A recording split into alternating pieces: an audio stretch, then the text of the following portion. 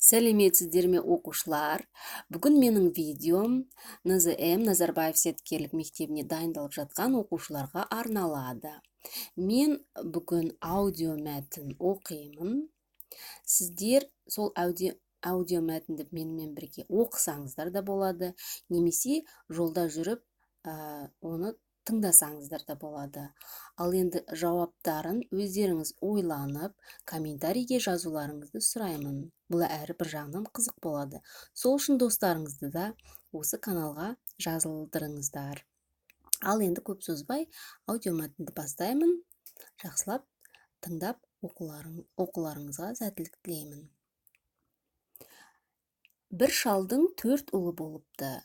Бір күні шал ұлдарын жинап алып: "Мен қартайдым, біреуіңнің үй иесі болатын уақыттарың жетті. Кімнің ақылы байлығына сай болса, сол мұрагерім болады. Әрқайсың маған байлықтарың мен ақылдылықтарыңды көрсетулерің керек", дейді. Үлкен ұлы асыл тас салған жүзігінің көзін көрсетіп: "Міне, менің байлығым, ал кім бай болса, сол ақылды", дейді. Екінші ұлы асыл киімдерін киіп, әдеміленіп келеді де: "Мен осы түрімде көргендер, ақылы мен байлығымның алдында бас еді", дейді. Үшінші ұлы күміспен және алтынмен апталған белдігін буынады да: "Мұндай белдікті ешкім ешқашан буынып көрген емес", дейді. Әкесі үлкен балаларына қарап, басын шайқады да, ең кіші ұлына бұрылып: "Сен неге үндемейсің? Сен қандай байлығыңмен мақтанасың?", дейді.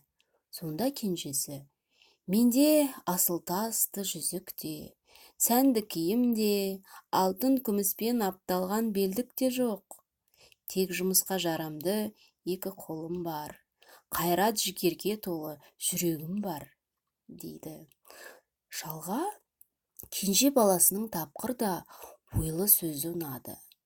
"Жұмыс істей білген адам жұтамайды", деп өзінің кенже ұлын үй шаруасын басқаруға, мұрагерлікке атайды.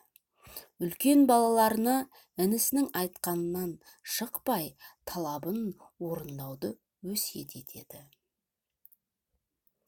Бірінші сұрақ: өсиет сөзі қандай мағынаны білдіреді?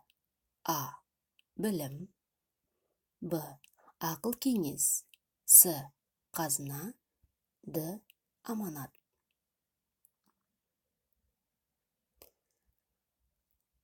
Екінші сұрақ: мәтінге сәйкес мақалды көрсетіңіз. Етпен қарның тоқ, ниетпен жаның тоқ. Б. Ақыл алтын сандық, адамына қарай ашылар. С. Еңбектің наны тәтті, жалқаудың жаны тәтті. Д. Байлық байлық емес, бірлік байлық.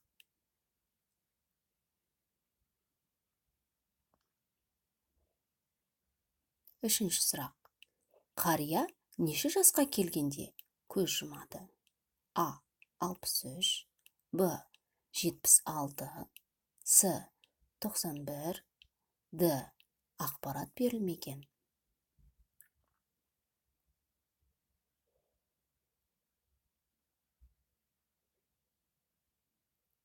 Төртінші сұрақ: әкесі мұрагерлікті кенже баласына не себепті атады? Баласының киетін киімі, қымбат бұйымдары болмағандықтан. А. Енді Б варианты. Б нұсқасы: баласының ағаларына сөзі өтетін болғандықтан. С нұсқасы: салиқалы, ой иесі болғандықтан. Д. Мұра дәстүр бойынша кенже балаға берілетін болғандықтан.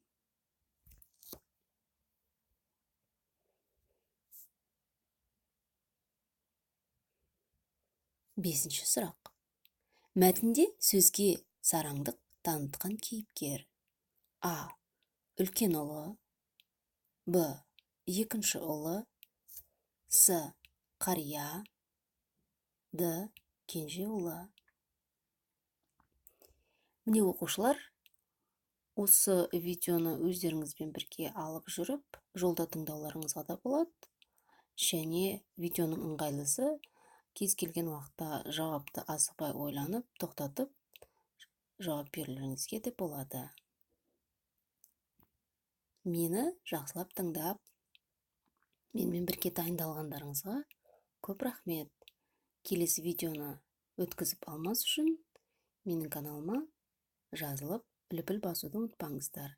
Астына өздеріңіздің тілектеріңізді комментарий ретінде жазуларыңызды сұраймын. Сау болыңыздар.